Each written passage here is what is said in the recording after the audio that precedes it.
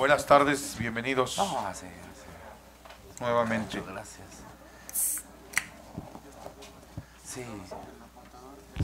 Vamos a continuar con el diplomado Ok. en amparo, módulo 3, tema el juicio de amparo 1, que va a ser impartido por el maestro José Antonio Bermúdez Manrique, y me permito leer una síntesis curricular de su trayectoria.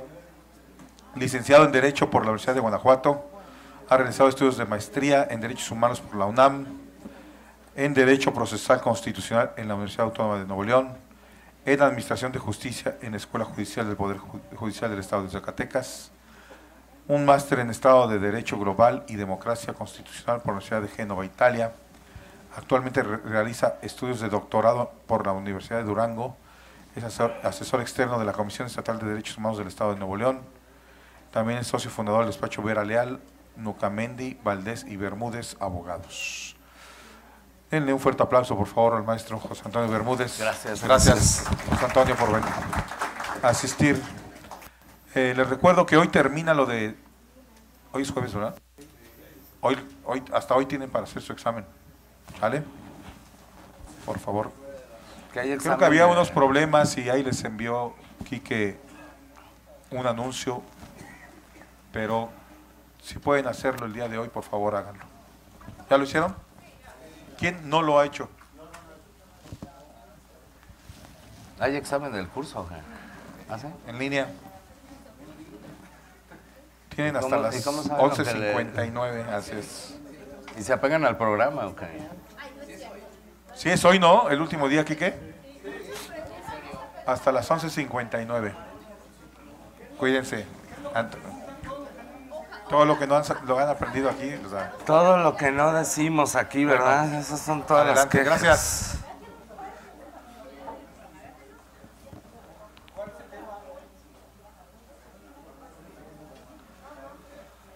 Maestro, ¿cuál es el tema? Es que módulo... No sé, ¿qué no tienen el programa ustedes?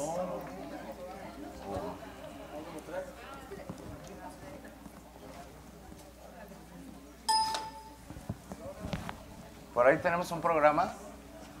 ¿No? ¿No tenemos un programa para ver qué módulo es?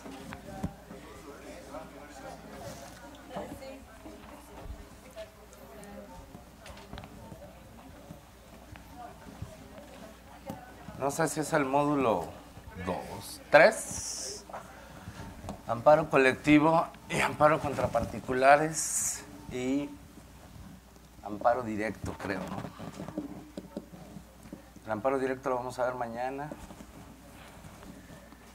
Y hoy vamos a platicar un poco sobre el famosísimo amparo colectivo y contra particulares. Veo muchas caras conocidas. No sé, me han tomado como 10 veces este diplomado, me imagino. Ya uno no sabe ni qué inventarles. Pero bueno, igual. Pues eso esperamos, pero a veces no resulta así. Y aunque sonemos repetitivos, pues bueno, tenemos que cubrir estas expectativas y vamos a empezar con el tema de el famoso amparo colectivo para finalizar con... Gracias. Estos tres temas. Módulo 3.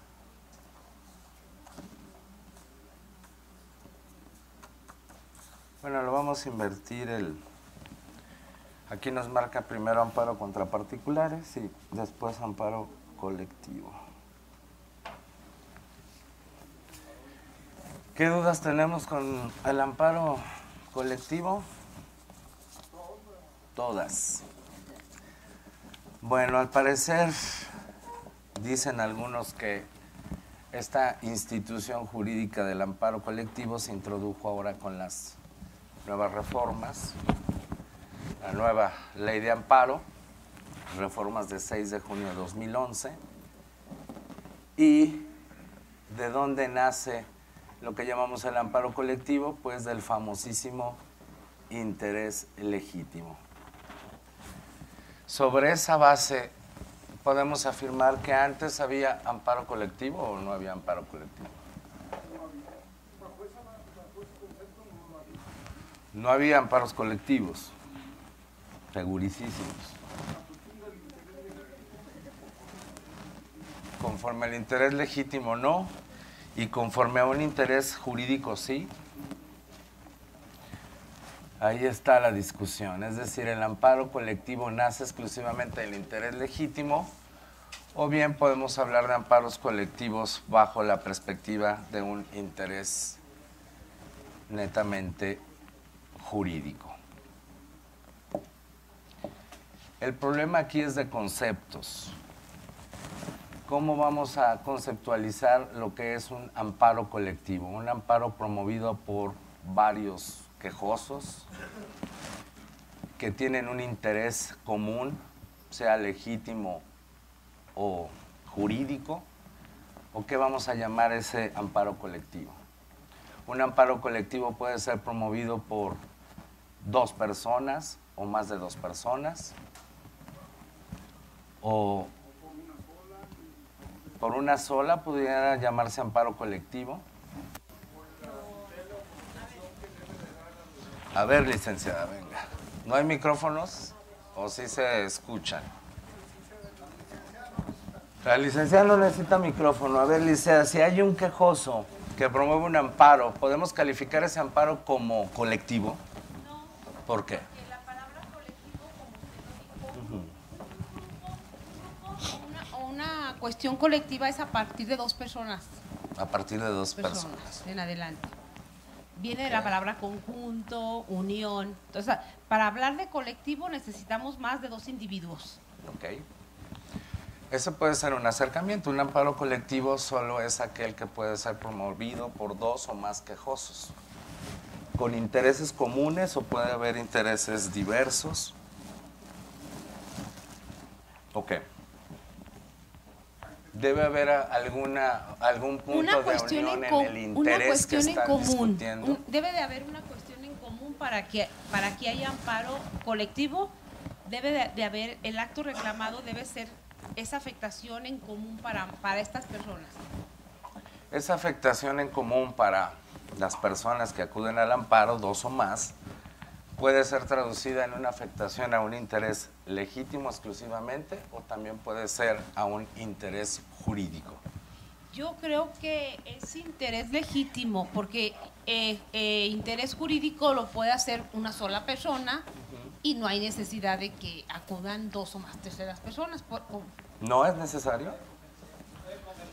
¿Cómo que? Pero ahí el punto de no es necesario que acudan 2 o más personas a defender un mismo interés jurídico. ¿Qué pasa entonces con la relatividad de las sentencias de amparo? Es necesario que cada sujeto vaya al amparo. Sí, sí. Entonces, nos saldríamos del principio que tiende a hacer ya la excepción. Lo que era principio general de la relatividad de la sentencia ya pasa a ser una excepción a los principios generales, porque si hay interés legítimo, si hay interés jurídico, solamente quien acude al amparo es a quien se le va a conceder esa protección. Así es. ¿Y los demás que no acudieron? Pues se quedan esperando. Entonces, sí es necesario que acudan todas las personas que estén afectadas. Pero para que se conceda un amparo colectivamente, solamente hay excepciones cuando se da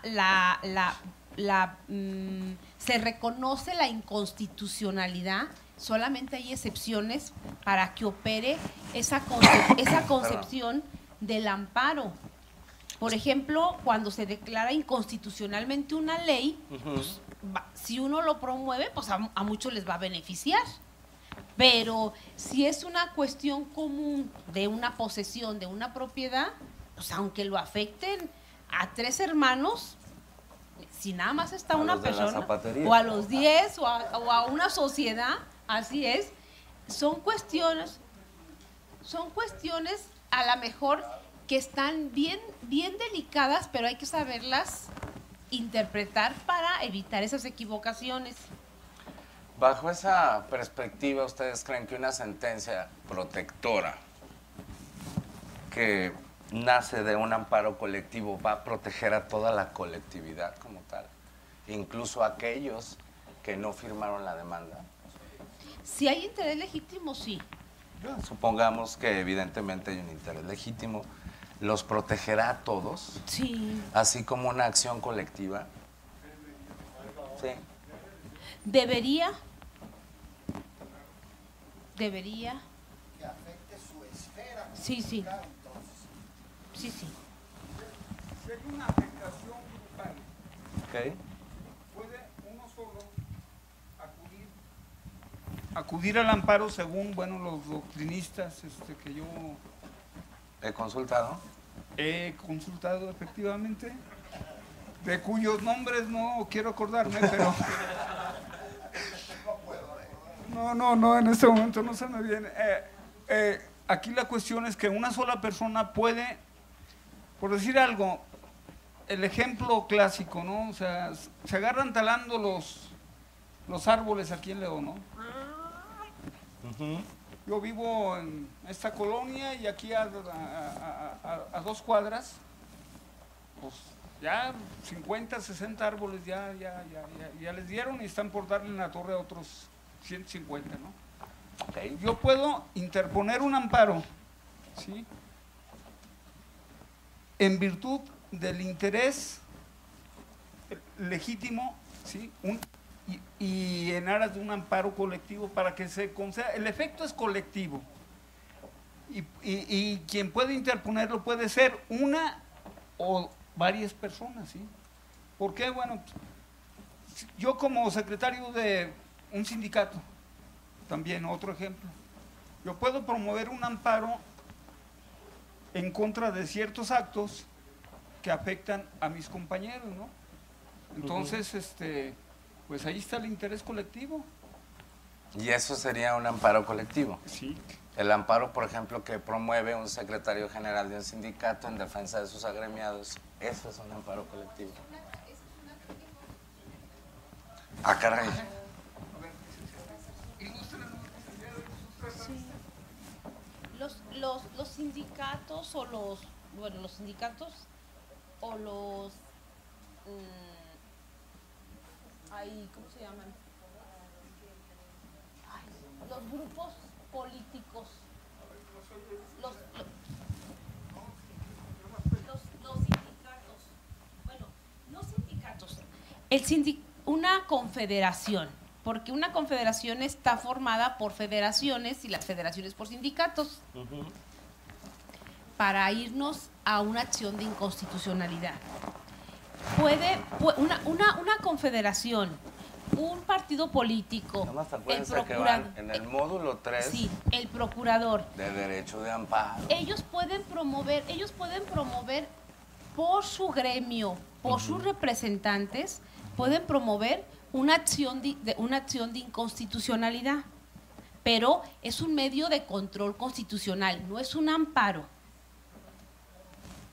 Y ¿Todos están de acuerdo con eso? A ver, ¿quién dijo que no? ¿Por qué no? ¿Los de atrás? ¿Quién dijo? ¿Por qué no? ¿Los de atrás ahí va? Ah, ¿yo quiere? Bueno. Bronco conmigo. A ¿Sí ver. o no? ¿Están de acuerdo los de atrás? ¿Los de hasta atrás están de acuerdo? Los de allá. A ver, licenciado. Adelante, abogado. Bueno, yo considero que el sindicato es una persona moral prácticamente. El representante del sindicato, en este caso el presidente o de cualquier sindicato, es es el representante legal del sindicato, no es un amparo colectivo. Para mí es un amparo... No, lo que me llama más la atención es el tema de la... Ese tema. ¿Qué digo? Eso nos obliga a retroceder al módulo 1 del derecho de amparo y del derecho constitucional. Bueno, vamos a empezar por ahí, vamos a aclarar ese tema. ¿Cuáles son las garantías constitucionales? Es más, recuerdo que también vine por aquí a hablar de las garantías de la Constitución. ¿Cuáles son las garantías constitucionales que tenemos en México? El juicio de amparo. ¿Qué otra? Las acciones de inconstitucionalidad. Controversias constitucionales, el JDC, la facultad de atracción. Bueno, el juicio de amparo es lo que estamos estudiando aquí. Las acciones de inconstitucionalidad, todos estos medios protegen la Constitución. Esos medios, desde el punto de vista procesal, tienen sujetos legitimados para presentar la acción. En el juicio de amparo, ¿cuáles son los sujetos legitimados para ejercer una acción constitucional? Prácticamente particulares. Respecto de todas las materias, de civil, penal, laboral, administrativo, electoral, ¿sí?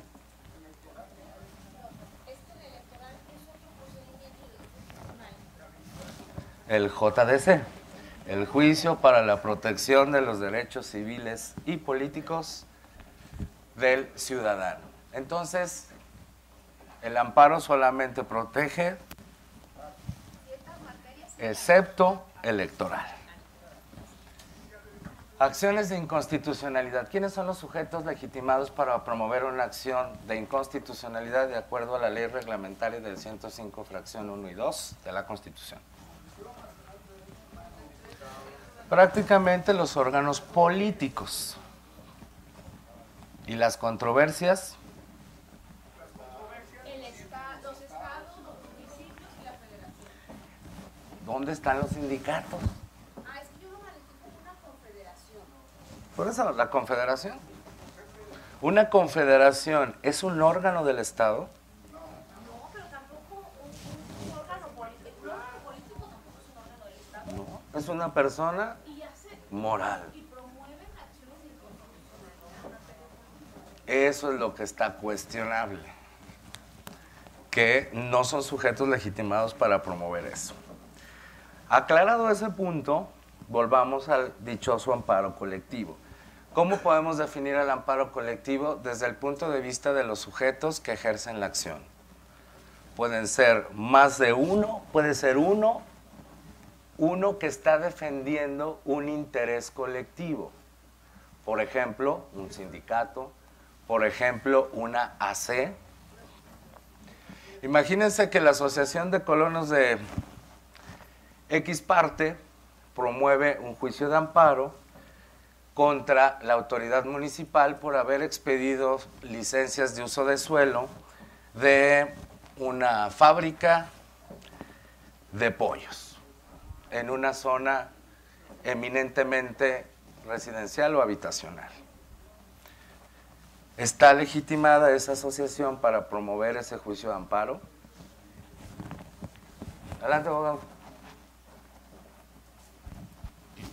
Claro que sí, porque precisamente ese ejemplo lo pone por allí Marco Polo Rosas Vaqueiro, el magistrado, en su libro El juicio de amparo indirecto, llevadito de la mano, donde precisamente dice que a través, ahora con este artículo o este interés legítimo que se insertó en el artículo 5 de la ley nueva de amparo, a través de ese juicio legítimo, a través de ese interés legítimo le permite a la comunidad, o en este caso a estas personas, acudir al juicio de amparo para enrolarse entre las facultades, entre los permisos que otorgó la autoridad administrativa o medio ambiente a esta empresa o esta fábrica de pollos o X, en el sentido de que antes que no existía este interés legítimo o difuso o colectivo, como lo llama por ahí otros autores, entre ella la magistrada Luna Ramos, Beatriz Luna Ramos. Entonces ahí precisamente le permite al ciudadano enrolarse para promover el amparo contra esos permisos, que así lo dice muy claramente Polo Rosas, que otorgó en este caso la autoridad administrativa y el medio ambiente, porque antes los únicos que podían promover el amparo era el medio ambiente, perdón, la Secretaría del Medio Ambiente o bien la autoridad administrativa, pero en este caso ya gracias a la aparición de este interés legítimo como algo actual, real e inminente, que por la propia jurisprudencia así se le da el concepto, inclusive por el mismo Polo Rosas, ante una situación ante el orden jurídico, ¿no? Por eso sí se podría promover el juicio de amparo, como usted lo pregunta. Ok, y esa sentencia que se dicta en ese juicio, ¿a quién va a proteger? Protegería precisamente… En estricto sentido sí, procesal. En estricto sentido procesal protege directamente para mí al que lo promovió el juicio de amparo directamente, pero indirectamente beneficia a los que están asentados por ahí alrededor. Tengo un Quedémonos ejemplo. con la primera parte. Esa asociación que está defendiendo un interés colectivo va al amparo, se dicta una sentencia y la sentencia protectora va a decir: la justicia de la Unión ampara y protege ¿a quién? Pues a la quejosa. Que el efecto colateral, incluso material, pueda beneficiar a la colectividad, eso es otra cosa. ¿Pero es qué, perdón? ¿Cómo?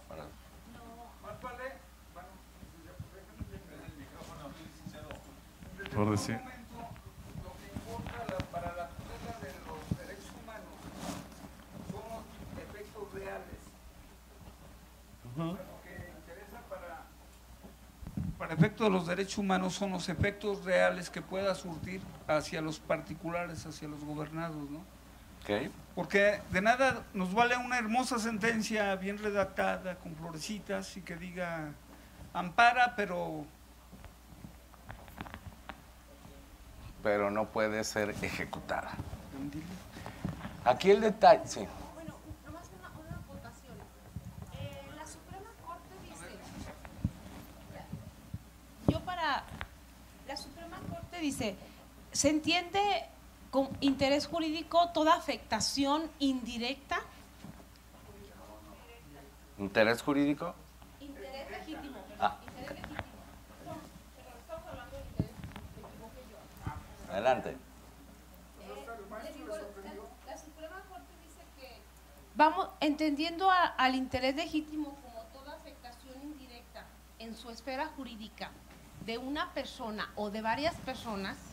Eso es lo que nos va a llevar a saber cómo vamos a promover el amparo de forma individual o de forma colectiva, porque en ocasiones a una persona nada más le puede afectar, no nada más se necesita que haya un grupo, dice, con que te afecte indirectamente a ti, al vecino, basta con que te esté afectando en tu esfera jurídica y no tengas la propiedad, la posesión, pide tú el amparo y se te concede.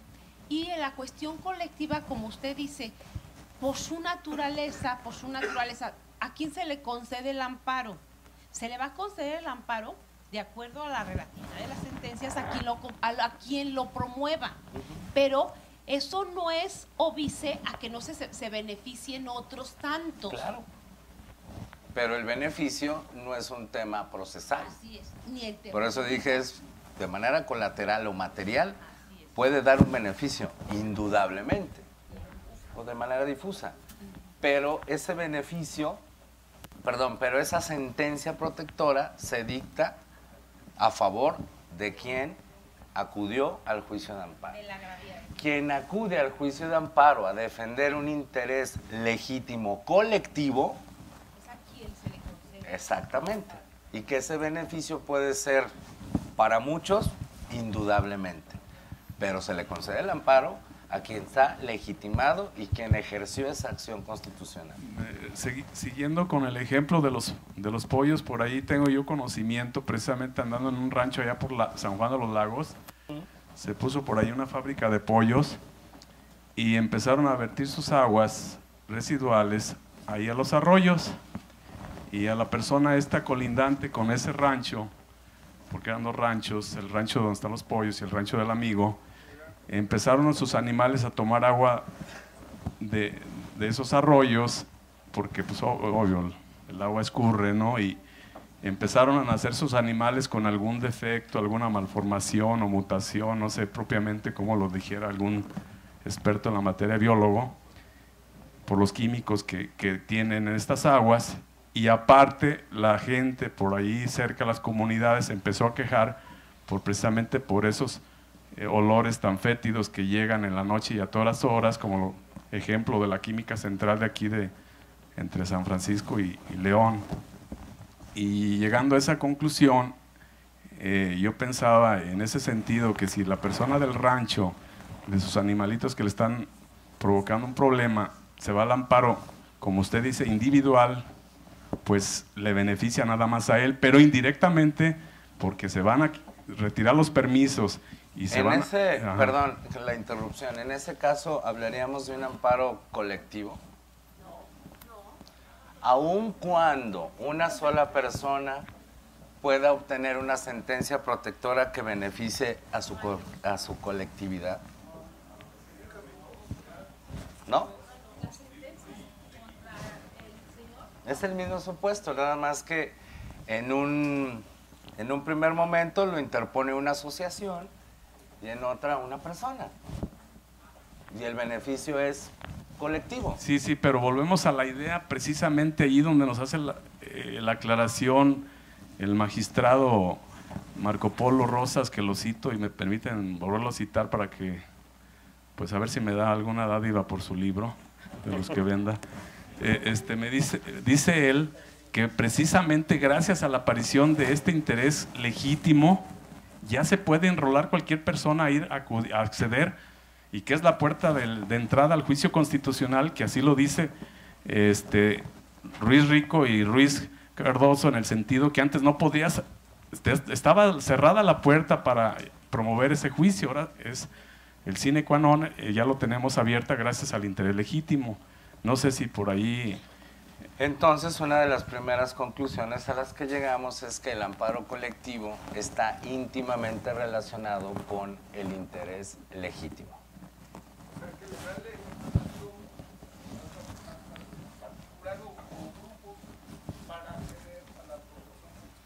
Exactamente, en nuestra nueva ley de amparo, ese amparo colectivo surge necesariamente de la introducción del interés legítimo en el artículo 5º y de un interés legítimo de esa índole, colectivo, porque hay intereses legítimos individuales. Entonces, eso nos lleva a sostener que un amparo colectivo no necesariamente debe ser promovido por más de 2 personas. Puede ser una sola persona moral alegando un interés legítimo colectivo, o bien una sola persona alegando un interés legítimo también colectivo, como un tema de medio ambiente en los pollos. Entonces, insisto, el amparo colectivo no puede definirse a partir de los sujetos, de la cantidad de sujetos que ejerzan la acción constitucional. Será un amparo colectivo en la medida en que se defienda un interés de esa índole, de índole colectiva.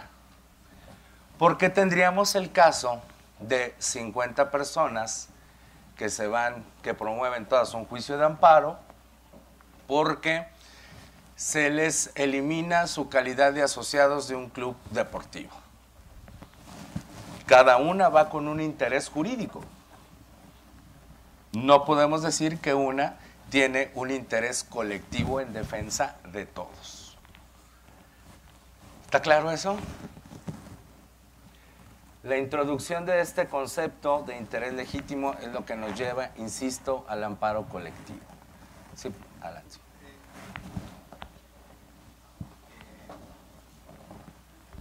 Aunque parezca pues repetitivo, a mí la definición del artículo 5 y de ¿Qué dice ese artículo 5 como aquí? Sí, está el texto en el 5, ¿qué dice? Sí, qué bueno que me permite leerlo. Aquí está en la lámina. Dice de la artículo 1 de la presente ley, y con ello se produzca una afectación real. Bueno, pues está claro. Y actual. No podría ser pasada de hace un mes. ¿En qué, primer en qué interrogante, ¿no? Actual a su esfera jurídica. Tercero. Es el primer párrafo del artículo 5 de la ley de amparo, ¿no? En su parte final. Dice, vuelvo a repetir, una afectación real y actual, no puede ser pasada, a su esfera jurídica. ¿Qué esfera jurídica? Bueno, también, ya sea de manera directa o en virtud de su especial situación frente al orden jurídico. Si usted tiene la manera de explicarme, porque yo no me queda exactamente claro esto, y luego pues anda uno promoviendo amparos que no proceden. ¿Qué opinan de lo que dice su compañero? ¿Qué dice? El quejoso, teniendo tal carácter, quien aduce ser titular de un derecho subjetivo, el derecho subjetivo está identificado ¿con qué? ¿Con el interés legítimo? No, interés jurídico. Aun cuando en su génesis un interés legítimo puede permear un derecho subjetivo, el derecho subjetivo, por antonomasia, se identifica o se ha identificado en el derecho procesal de amparo con el interés jurídico. En la medida en que yo tengo un derecho subjetivo que puedo defender frente a la autoridad, tengo interés jurídico. No hay duda, ¿verdad? Esto se ejemplifica de una manera muy sencilla. Cuando el acto de autoridad se dirija a una persona en particular, nace ¿qué? Mi interés jurídico. El acto se dirige a ti, es directo. O dice de un interés legítimo individual o colectivo. Siempre que alegue que la norma, etcétera, viola los derechos previstos en el primero y con ello se produzca una afectación real y actual a su esfera jurídica. Esa esfera jurídica, ¿a qué se refiere?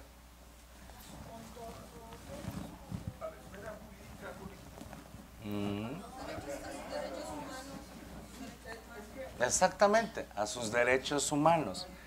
Recuerden que la acción constitucional de amparo es un carrito donde metemos ¿qué cosa? La defensa de un derecho humano, de los derechos humanos que queramos. Entonces esa afectación a la esfera jurídica significa afectación a los derechos humanos. Esa afectación tiene que ser real y actual. Es decir, no significa que se dé en el momento de la promoción del juicio. Al menos que se dé dentro de los 15 días. O de los 30 si se trata de una ley. O en cualquier tiempo cuando el acto es concomitante. ¿Me explico? A eso se refiere con la actualidad y la realidad en la afectación al derecho humano. Ejemplo de un acto de tracto sucesivo que continuamente afecta de manera real y actual la esfera jurídica, derechos humanos, de un grupo poblacional. El tema de las personas, de los homosexuales en Oaxaca, cuando pretenden unirse personas de un mismo sexo en matrimonio. El Código Civil de Oaxaca decía, porque ya se declaró inconstitucional, como en muchos estados, que solamente pueden contraer matrimonio hombre y mujer. Esa ley que se expidió en el siglo XIX, en el 2014 seguía causando una afectación real y actual a los derechos fundamentales de ese grupo poblacional, de las personas de un mismo sexo que querían contraer matrimonio. ¿Por qué? Porque sigue vigente y la prohibición se actualiza día con día. No puedes casarte. Hay una norma que te lo prohíbe. ¿Qué dijo la Corte? El juez de distrito sobreseyó el amparo porque se promovió fuera de los plazos establecidos en la ley. ¿Qué plazos tenemos para impugnar una norma general en el juicio de amparo? Depende, ¿no? Si es hetero, si es heteroaplicativa, 15 días a partir del acto. Si es autoaplicativa, 30.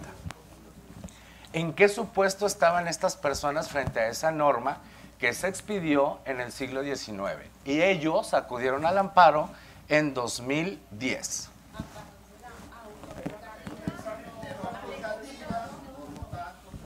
Si es autoaplicativa, están fritos. Si se expidió en el siglo XIX, entró en vigor al día siguiente de su publicación y promueve un juicio en amparo en 2010, pasaron en exceso, creo, 30 días. Y por eso el juez de distrito le sobreseyó el asunto. Digo, no, o sea, ¿cuál es la excepción ahí? ¿Cuáles son las excepciones para romper esa regla, en el juicio de amparo contra leyes autoaplicativas? ¿Hay alguna excepción? Bueno, en la auto de aplicación. Cuando el juez le dice que no pueden casar, ahí nace. Pero eso es acto de aplicación. Ellos impugnaron la norma no a través de un acto de aplicación. Ellos dijeron, esa norma vigente me afecta. Y me afecta el día de hoy. ¿Tienes la intención de casarte? Sí, algún día. No he ido al registro civil a que me nieguen, mediante un acto de autoridad, esa posibilidad. Por esa razón, el juez de distrito le dijo, entonces reclamas la norma como autoaplicativa porque su sola entrada en vigor, ¿qué hace? Afecta de manera real y actual mi esfera de derechos. Exacto. ¿Y qué creen? Sí, adelante. No, adelante. Y yo quisiera nada más exponer un caso muy particular de ahí donde yo estoy trabajando. Yo trabajo en Caja Popular Mexicana. Ahorita por el tema que sucedió con Acremex, ha afectado seriamente la credibilidad nuevamente en las cooperativas. Es que aquí en el estado de Guanajuato nos pintamos solo para eso de las cajas. Ajá, sí, populares. Sí. Entonces, habiendo esta situación, varias cajas que estamos reguladas, autorizadas por la Comisión Nacional Bancaria, supervisadas, hemos querido reunirnos para promover de cierta manera que las autoridades regularicen todo este tipo de cajitas, porque todavía hay muchísimas que no están autorizadas ni reguladas y la ley establece que no debes de captar recursos si no tienes una autorización. Claro. ¿Sí? Inclusive las que se han abierto hemos ido a Conducef, a Profeco, a misma Comisión Nacional Bancaria y siempre nos dicen, no, o sea… ¿A ti qué? Exactamente. ¿Eso no sería un interés legítimo? Exactamente, eso es lo que voy. Yo creo que hay un interés legítimo porque afecta a nuestra esfera, indirectamente afecta a nuestra esfera porque la población Causa desprestigio. Exactamente. Ese es un claro ejemplo de un interés legítimo, que pueden efectivamente discutir eventualmente en un juicio de amparo. Hay una lesión en su prestigio. En la medida en que tu Estado permites que otras entidades hagan lo que yo de manera regulada, me afecta. Porque yo tengo que cursar por una serie de requisitos, dar una serie de informes y las otras no. Por eso tuvimos que rescatar a Cremex.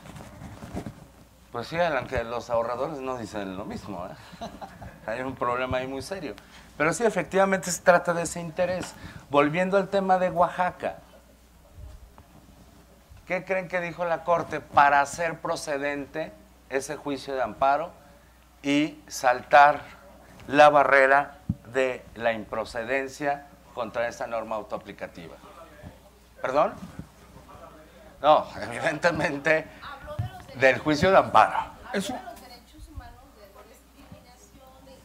Sí, sí, sí. Pero ¿cómo saltamos la improcedencia? es un actos de tracto sucesivo. Actos de tracto sucesivo. Finalmente esa ley que se expidió en el siglo XIX, el día de hoy me está afectando. Es una prohibición que se actualiza día con día. De esa manera yo puedo promover el amparo, pues prácticamente en la medida en que esa norma siga vigente. ¿Me explico? Es ahí donde la Corte salva la improcedencia. Ahora, a ese amparo fueron 10 personas y dicen, esa norma nos afecta porque nos prohíbe esto. ¿Qué interés presentaron en el amparo? ¿Un interés jurídico, un interés legítimo individual o un interés legítimo colectivo? ¿Cuál?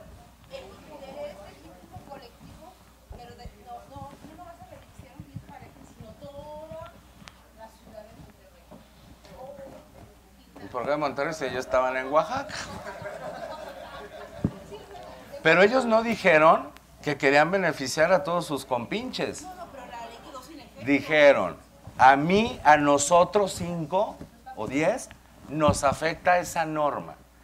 De ahí que se discute en la actualidad si una norma general puede afectar un interés legítimo o no.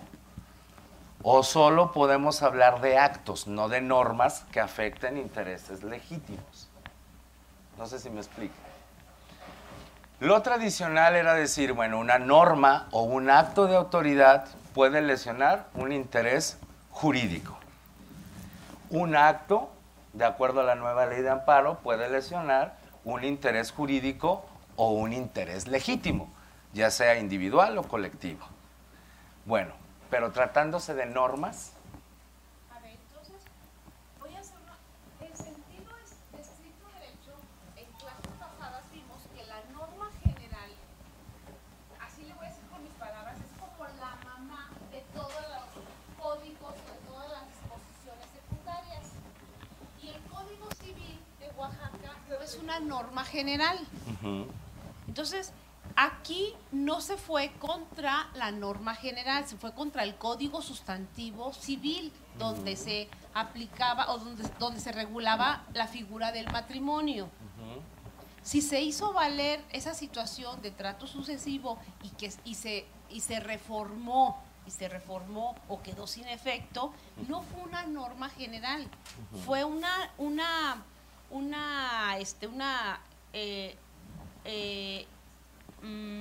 derivado de una norma general.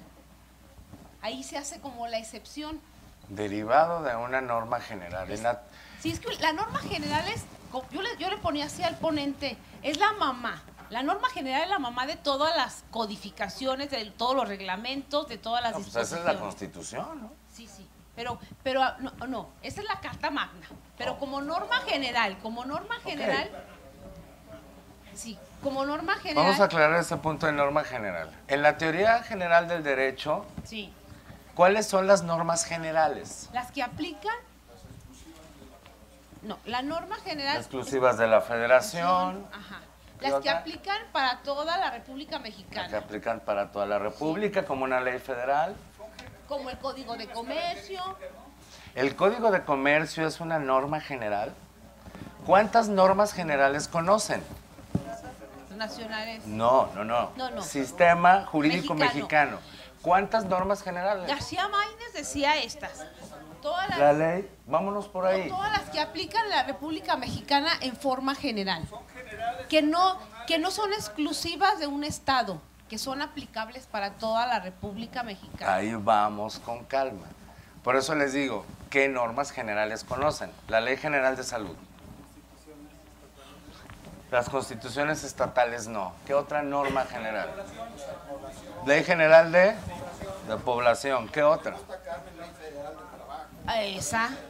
Cuidado con la Ley Federal de Trabajo. Fíjense, las leyes generales regulan ciertas materias de competencias concurrentes. La Ley General de Educación. Esas son las normas generales en la teoría del derecho. Salud, educación, asentamientos humanos. Esas son las leyes generales. Después tenemos leyes federales, que es otra clasificación. Ahí clasificamos una ley por el órgano emisor en cuanto a su competencia. Las leyes, una ley general, ¿es una ley federal? El Código de Comercio. Indiscutiblemente que sí, Sí. porque la emite el Congreso de la Unión Y rige para y toda- rige para toda la federación, Así es. porque regula una materia concurrente. Así es. Luego tenemos las leyes estatales y tenemos leyes municipales. Sí, también. ¿Sí? Sí. ¿Cuántas leyes Reglamento. municipales conocen? Los regla-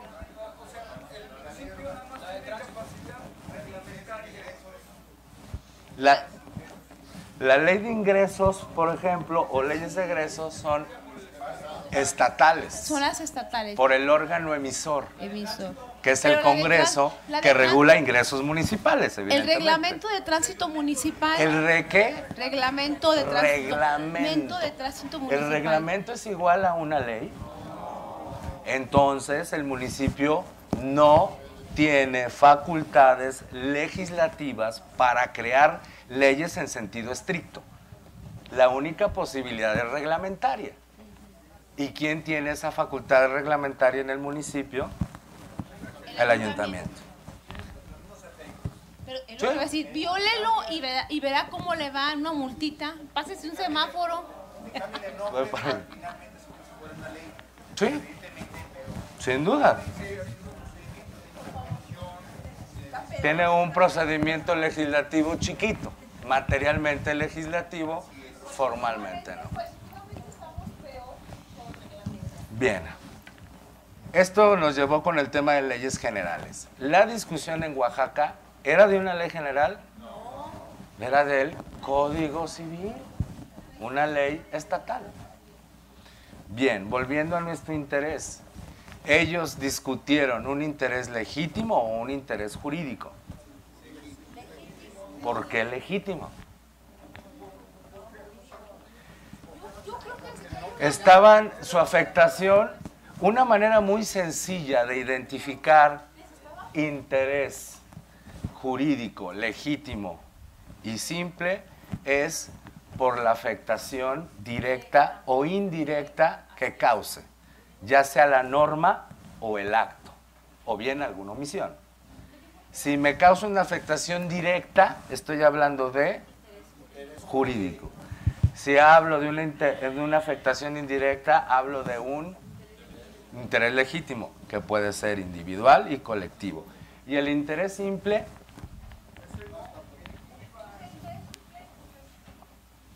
así, simple.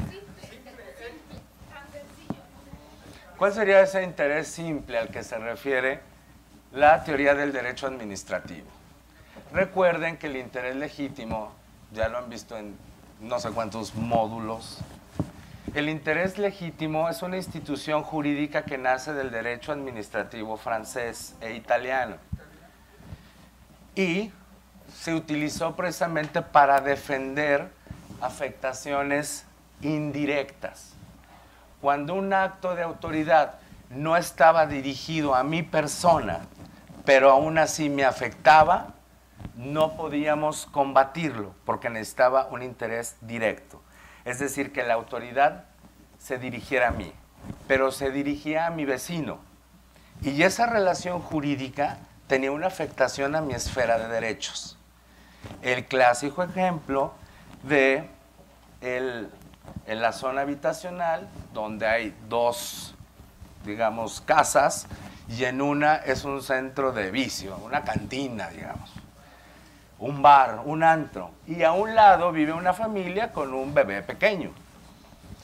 La autoridad administrativa le concede un uso de suelo al vecino para que funcione como una discoteca. Esa relación jurídica en la que yo, vecino, no soy parte, me afecta porque tienen el ruido a las 4 de la mañana y no me dejan dormir. Entonces afectan mi salud. ¿Cómo combato esa situación que se genera a raíz de un acto de autoridad que no está dirigido a mi persona a través del interés legítimo? En el interés legítimo siempre vamos a encontrar que el acto no está dirigido al sujeto que ejerce la acción. ¿Perdón? Cuando en una situación especial que se coloca una persona, pero que no la provocó y le afecta. ¿De acuerdo? Sí. Pocas palabras, ¿qué es el interés simple? El interés simple se define como aquel deseo genérico de que se cumplan las leyes. Sin traer consecuencias positivas. No tiene, de hecho, ninguna posibilidad de acción. Es decir, no me genera un derecho para exigir a la autoridad que cumpla la ley. En otros sistemas, el interés simple se convierte, se puede, ejercer a través de una denuncia pública o denuncia ciudadana. El interés simple, por ejemplo, que no es tal, en algunas normas de desarrollo urbano, se contempla la posibilidad de una denuncia pública por el simple hecho de saber o tener conocimiento de que hay una obra que no está autorizada. Entonces, cualquier ciudadano puede reportar esa situación, puede denunciar al municipio esa situación para que se cumpla con la normatividad de desarrollo urbano. Pero ese es un interés simple. En realidad, en el interés simple no tienes ninguna afectación real ni actual. ¿Me explico? Por eso, bien nos dicen, el interés simple en ningún caso podrá invocarse como interés legítimo. Digo, esa es una tontera que está puesta en la ley porque efectivamente en la vida puede darse ese supuesto. Nunca puedo invocar un interés simple como legítimo por concepto. Sí, adelante. En relación, por ejemplo, un juicio de desahucio, donde se demanda inicialmente rentó tiene esposa y 10 hijos, y pues en base a algunas cosas que hemos planteado aquí, podrían ellos alegar que es legítimo. ¿Por qué? Porque viven ahí y al quitarle la posesión, al privarnos de la posesión, ellos podrían en determinado momento alegar el interés legítimo, ¿no? Yo creo que por ahí va la cuestión esta, ¿no? Dice, a ver... En ese aspecto, ¿es factible promover un juicio de amparo bajo el supuesto que nos comenta el licenciado en la actualidad? ¿Por qué no? Porque ya se me imagino, bueno, Porque ahí dice... La respuesta es demasiado simple. Porque ahí dice que no. Porque exactamente, el legislador dijo que no. Y no podemos, que hay interés legítimo, evidentemente lo hay. No, con independencia de lo que haya considerado el legislador, dijo, en estos casos no se vale meter al interés legítimo. Pero de que existe interés legítimo, sin duda. Entonces, el siguiente párrafo del juicio de amparo, quedó claro la afectación actual y real, que sea de manera directa o en virtud de esa situación especial que guarda una persona o grupo de personas frente al orden jurídico. El juicio de amparo, dice, podrá promoverse conjuntamente por dos o más quejosos cuando resientan una afectación común en sus derechos o intereses, aun en el supuesto de que dicha afectación derive de actos distintos, si estos les causan un perjuicio análogo y provienen de las mismas autoridades. Podemos encontrar aquí también el amparo colectivo que tanto buscamos hoy. Pues sí, ¿no? Y fíjense a qué está sujeto: afectaciones comunes, intereses legítimos colectivos, no obstante que los actos provengan de distintas autoridades. Pero aquí nos da otra pauta, que este amparo no necesariamente tiene que cursar por el interés legítimo, porque los actos de autoridad pueden estar dirigidos a cada una de las personas, pero la afectación es común. ¿Me explico? ¿O no?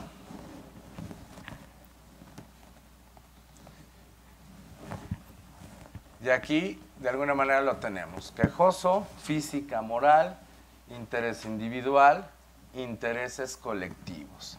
El interés colectivo radica en esa, ¿qué? Afectación común, que precisamente nos lleva necesariamente a un interés legítimo colectivo o un interés jurídico incluso colectivo. ¿Me explico? ¿O no? ¿Sí? Podría poner el ejemplo de que el desarrollo urbano da un permiso para que se instale aquí en la Arvide una tenería. La persona de al lado, inmediatamente de al lado de donde se va a instalar la tenería, le afecta en cuanto a su salud porque está oliendo todo el día los químicos o las sustancias o el olor que despide el proceso, Pero el de a una cuadra adelante o 2 cuadras, él no huele más que a ciertas horas o nunca lo huele. Pero sí, en un momento dado, pasan los camiones con las pieles ahí, tirando la basura que despiden, etcétera, etcétera. Entonces, no les afecta directamente, no les afecta a su esfera jurídica en el mismo sentido, sino en diversos sentidos. Es decir, uno huele, el otro le causa molestias de otra índole, o el de a 3 cuadras más, etc. Uno huele más, otro huele, menos. Otro huele menos. Y otro menos. Otro nada más pasa por su casa desechando las sustancias, el camión que lo hace, ¿no? Entonces, ahí yo creo que se podría aplicar Pero ahí hablamos de un problema distinto, que es algo aún no definido en nuestro sistema, esas dimensiones del interés legítimo. ¿Hasta dónde protege el interés legítimo? En los casos, por ejemplo, de una comunidad, un vecino, el concepto de vecino que debo entender, hasta dónde se extiende la afectación indirecta de, por ejemplo, la tenería. 1 cuadra, 10 kilómetros, 40. ¿Cuál es la medida de afectación de ese interés legítimo? ¿Hasta dónde los jueces federales constitucionales van a proteger ese interés legítimo? El que esté a 100 metros, 200, 400, 500, 600, ¿hasta cuándo? Lo diga un perito.